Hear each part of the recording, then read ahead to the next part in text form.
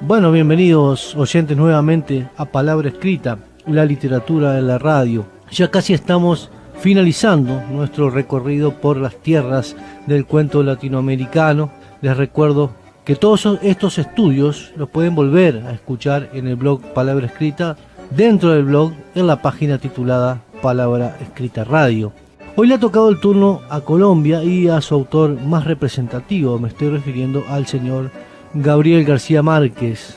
Y resulta normal y hasta casi lógico que, al pensar en la figura de Gabriel García Márquez, lo primero que se nos venga a nuestra mente sea la imagen del gran novelista, el ganador del Premio Nobel de Literatura en el año 1982. Esto es algo incuestionable, porque desde La hojarasca hasta Memoria de mis putas tristes, pasando por la mítica 100 años de soledad o por cualquiera de sus otras 7 novelas, el escritor colombiano se ganó, tanto dentro de la crítica literaria como entre los lectores, el reconocimiento de gran novelista. No obstante esto, se podría decir que lo que forma la base de su gran literatura son los relatos cortos, los cuentos. Las historias breves, dentro de la literatura de Gabo, están presentes no solo en los 4 libros de cuentos que encontramos dentro de su obra, sino también en la gran mayoría de novelas, en los guiones cinematográficos y en su vasta obra periodística. El propio autor reconoció en más de una oportunidad que para él son las pequeñas historias las que hacen interesante y fantástico al mundo.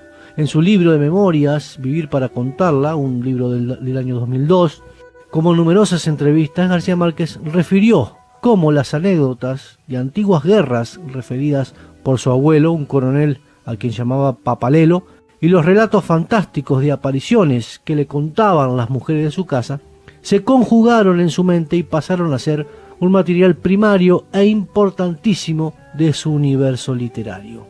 Si bien es cierto que García Márquez comenzó su andanada literaria como tantos otros escritores con la poesía y después escribió algunos comentarios humorísticos, las primeras producciones literarias importantes fueron sus cuentos, y como de cuentos hemos venido hablando hasta el momento aquí en esta sección de Diáspora, continuaremos.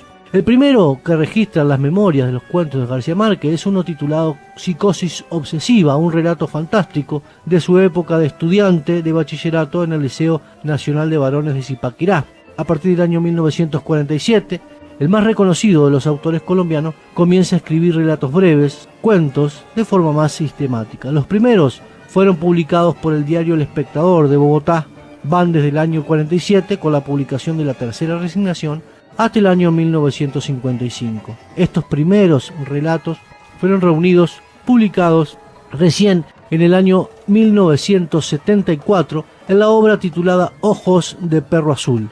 Posteriormente a la etapa bogotana, encontramos relatos escritos en la costa colombiana cuando García Márquez se desempeñaba como periodista en Cartagena de Indias y en Barranquilla. De esta época es el cuento Un día después del sábado, relato que obtuvo el primer premio de un concurso organizado por la Asociación de Escritores y Artistas de Colombia y que figura en el libro Tres cuentos colombianos, publicado en el año 1954. Del año 1959, cuando García Márquez ya se encontraba nuevamente radicado en Bogotá, es el cuento Los funerales de la mamá grande. Este relato extenso, antecedente claro de 100 años de soledad, forma parte de un libro que lleva su mismo nombre, publicado en el año 1962. En esta última obra me detendré más adelante porque de ella forma parte el cuento Un día de estos, relato que comentaremos aquí. A finales de la década del 60, el Nobel colombiano comenzó a escribir una serie de cuentos que algunos estudiosos de su obra dicen que estaban destinados a un libro de historias infantiles que nunca publicó. Estos relatos, junto con otras historias, pensadas en un principio como guiones cinematográficos, fueron publicadas en el año 1972 bajo el título de La increíble y triste historia de la Cándida Heréndida y de su abuela desalmada. El último libro de cuentos, ya para finalizar este reconto que hemos hecho de la cuentística de García Márquez, se publicó en el año 1992 bajo el título de 12 cuentos peregrinos. Son relatos de inmigrantes latinoamericanos en el viejo continente, un libro que García Márquez decidió publicar el año en que se cumplieron 500 años precisamente de la llegada de los europeos al continente americano. Bueno, continuaremos entonces paso a paso entre tantas flores. Primero hablamos de la cuentística general de Gabriel García Márquez, ahora hablaremos puntualmente de los funerales de la Mama Grande, donde se incluye el texto que posteriormente vamos a comentar, un texto titulado Un día de estos. Los funerales de la Mama Grande es el primer libro de cuentos publicado por el escritor colombiano Gabriel García Márquez en el año 1962. Si bien no fueron los primeros cuentos escritos por el Nobel, como referí en la intervención anterior, sí son los primeros publicados en forma de libro. En la obra se reúnen 8 cuentos, todos breves, a excepción de los funerales de la Mama Grande, el relato que cierra y da nombre al libro, texto que algunos críticos prefieren catalogar más que como un cuento, como una novela corta. En este libro aparece nuevamente como escenario el pueblo Macondo, ya lo habíamos visto en Los Jarasca, su primera novela, y lo volveremos a ver en su obra más conocida, 100 años de soledad. Mario Benedetti dijo en 1972 que este libro, o sea, Los funerales de la Mama Grande, funcionó dentro de la obra de García Márquez como un trampolín para el gran salto imaginativo que supuso la escritura de 100 años de soledad. Es una gran verdad, porque no solo porque en el escenario no solo porque aparece como escenario Macondo, sino porque en el libro aparecen personajes como el coronel Aureliano Buendía y su hermano José Arcadio. Hay también algunas historias que García Márquez abordará en La mala hora, una novela publicada el mismo año 1962 y 5 años después en 100 años de soledad. Los funerales de la Mama Grande es un libro en el que ya aparecen los elementos propios del realismo mágico que tanto caracterizarán a algunas de las obras posteriores del escritor colombiano. Diferentes historias que superan lo real y verosímil transcurren en medio de una atmósfera de intenso calor. Una mujer que fallece a los 90 años y virgen, y a sus funerales concurren el presidente de la República y el Papa, un cura que dice haber visto al diablo y numerosos pájaros que caen sobre un poblado rompiendo mosquiteros y alambradas constituyen algunas de las historias que se desarrollan en la obra. Todos los cuentos presentan un narrador omnisciente que cuenta las historias de forma ordenada, lo que permite una lectura ágil. Como es característico dentro de la literatura garciamarquiana, hay muy pocos diálogos y monólogos, se le da mucha importancia a las descripciones de los ambientes donde transcurren las acciones, pero las descripciones casi siempre están insertas en las mismas narraciones. En cuanto a la temática que presentan los relatos, es perceptible una sociedad en conflicto, injusta, desigual, sometida a las arbitrariedades del poder. Por las páginas del libro desfilan tanto los personajes marginados como los privilegiados. Encontramos desde viudas, ladrones, carpinteros y dentistas, hasta alcaldes, tenientes, médicos y sacerdotes. Bien, amigos, ahora sí hemos llegado a la hora de comentar el cuento titulado Un día de estos, perteneciente al libro Los funerales de la Mama Grande. Antes de eso, me gustaría citar un fragmento del discurso de aceptación del Premio Nobel en 1982, que de alguna manera muestra el clima en el cual escribió García Márquez. Él decía: una realidad que no es la del papel, sino que vive con nosotros y determina cada instante de nuestras incontables muertes cotidianas, que sustenta un manantial de creación insaciable, pleno de desdicha y de belleza. García Márquez, entonces, 1982. Entonces, como decía, del libro Los funerales de la Mama Grande, he elegido para el análisis Un día de estos. Este relato concreto del Nobel colombiano, donde nada sobra ni falta, está muy relacionado con el cuento titulado Espuma y nada más, del escritor bogotano Hernando Telles. El cuento de Telles, publicado en 1950 en el libro titulado Cenizas para el viento y otras historias, habla de un barbero y un capitán, los que serían comparables al dentista y al alcalde militar del cuento de Gabriel García Márquez. Ambos relatos transcurren en la misma época, y si bien en el de Telles es más explícito el tema en cuanto a los papeles que juegan los protagonistas, las dos narraciones aluden inequívocamente al conflicto armado que se vivía en la sociedad. Las líneas argumental del cuento que nos ocupa muestra el encuentro de un dentista empírico y un militar que ejerce como alcalde del pueblo en un viejo consultorio, donde se lleva a cabo la extracción de una muela. Hay solo 3 personajes, 2 principales, don Aurelio Escobar, el dentista, y el alcalde, teniente, finalmente el hijo del dentista, un personaje secundario que funciona como intermediario entre los 2 principales. Tras esta anécdota breve y hasta cotidiana, aparece en el relato un trasfondo de violencia social, corrupción, abuso de poder, tensión y enemistad entre los personajes principales.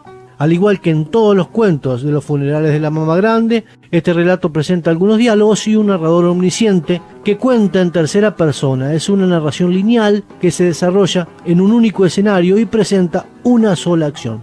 El tema central es la tregua que se establece dentro del conflicto ideológico entre el pueblo, representado aquí por el dentista, y el Estado, representado por el alcalde, y la inversión de los poderes donde el pueblo, al menos por un momento, va a imponer sus normas. Internamente encontramos 3 momentos diferentes en la acción. En un primer momento se nos presenta al dentista en su entorno laboral. Hay un segundo momento, el más extenso, que abarca el diálogo de Escobar con su hijo, la irrupción del alcalde en el consultorio y la extracción de la muela. Finalmente, el tercer momento, muy breve, estaría constituido por el diálogo final de los personajes. En el comienzo del relato todo parece tranquilo, cotidiano y hasta agradable. El narrador omnisciente se encarga de contarnos las características del dentista. Es importante el tratamiento que se le da desde el punto de vista narrativo a este personaje, representante del pueblo. De él se nos van a dar detalles significativos, cosas que no va a pasar con el personaje del alcalde teniente, que es el que representa al Estado. El dentista tiene un nombre, Aurelio Escobar. Se nos dice que es buen madrugador, trabajador, se lo ve ordenado, metódico y observador. En esta primera parte de la narración, además de conocer las características del dentista, conocemos el escenario donde se desarrolla el relato. La acción propiamente dicha, correspondiente al segundo momento de la narración, comienza con las palabras del hijo de Escobar. La mediación del niño, de quien solo se oye la voz y no hace más que trasladar la petición del alcalde, muestra la distancia inamistosa entre los 2 personajes. El pedido consiste en un servicio profesional, la extracción de una muela. En un principio, el dentista se niega a recibir al alcalde y le dice al niño que le diga que no está. Pero el alcalde escucha su voz y lo amenaza con pegarle un tiro si no le saca la muela. El hecho de que Escobar se niegue a atender a su visitante y sienta que es mejor que lo haya escuchado cuando dijo que no quería atenderlo, muestra una clara oposición por parte del dentista al poder que ostenta el militar. Hay elementos en el relato que nos permiten suponer cosas que no están referidas explícitamente. Escobar, o sea el dentista, está armado. Esto no solo muestra que está dispuesto a contrariar las órdenes del alcalde, sino que es un ciudadano preparado para acontecimientos militares. Quizá pertenezca a algún grupo de resistencia popular, esto no lo sabemos, aunque más adelante, cuando se disponga a extraerle la muela a su indeseado visitante, le va a decir que le cobra 20 muertos. Por su parte militar, actúa con la conducta estereotipada de los de su especie, se muestra prepotente, orgulloso, alguien que quiere imponer su voluntad a través de la violencia. Pero los acontecimientos de la narración no siguieron el rumbo que los lectores estábamos esperando. Escobar, antes de desafiar al alcalde a que haga efectiva su amenaza, se cercioró de que su revólver efectivamente estuviera en la gaveta inferior de la mesa. El alcalde, por su parte, irrumpió en el gabinete después de amenazar concretamente, de manera que lo más lógico hubiera sido que hubieran existido al menos un intercambio de disparos. Pero nada de eso pasó. Cuando el dentista ve las marcas del dolor en la cara del alcalde, se compadece de su sufrimiento y es precisamente este sentimiento el que posibilita la prestación del servicio casi con normalidad. El alcalde tampoco se encontraba gustoso con la visita, de otra manera no hubiera esperado 5 noches de tormento, pero seguramente Escobar era el único dentista del pueblo y aunque empírico sabía hacer su trabajo. El conflicto del cuento está vinculado con la salud, no con lo militar, y los personajes en ese terreno deben tratar de interactuar de la forma más civilizada posible. Esta situación lleva a que en ese viejo consultorio se inviertan los papeles en los que respecta al poder. El militar pasa a estar a la merced de lo que pueda decir el dentista y no tiene otra alternativa que obedecer si quiere dejar de sufrir por la muela. Por esta razón es que dije en la definición del tema del relato que el pueblo por un momento va a imponer sus normas, porque después el conflicto social va a seguir intacto. El alcalde aliviará su tormento y dejará en claro que es él quien ostenta el poder absoluto en esa sociedad. Conocedor de esa realidad transitoria, Escobar maneja el tiempo y la situación a su favor. Hierve los instrumentos, los retira con unas pinzas frías sin ningún apuro, se lava las manos, todo bajo la atenta mirada de un desesperado alcalde. Incluso tiene la excusa perfecta para generarle al militar un sufrimiento extra. Como no tiene un absceso, la intervención debe ser sin anestesia. Esto puede llegar a ser verdad o no, es algo que queda librado a nuestra interpretación. Lo cierto es que el dolor de ese momento para el alcalde sería tan intenso que el dentista le dice: aquí nos paga 20 muertos, teniente. Es muy significativo que el dentista no le diga alcalde, sino que le diga teniente, aludiendo a su condición militar, que le cobre los 20 muertos, de los cuales este alcalde teniente seguramente es responsable, y que hable de ese cobro en plural, lo que muestra que esos 20 muertos son del pueblo del que Escobar forma parte. Una vez que el dentista le saca la muela, le ofrece al alcalde con ironía un trapo limpio. Se encarga de especificarle que el trapo es para que se sequen las lágrimas, con lo que se crea un contraste entre la situación y la altivez característica del militar.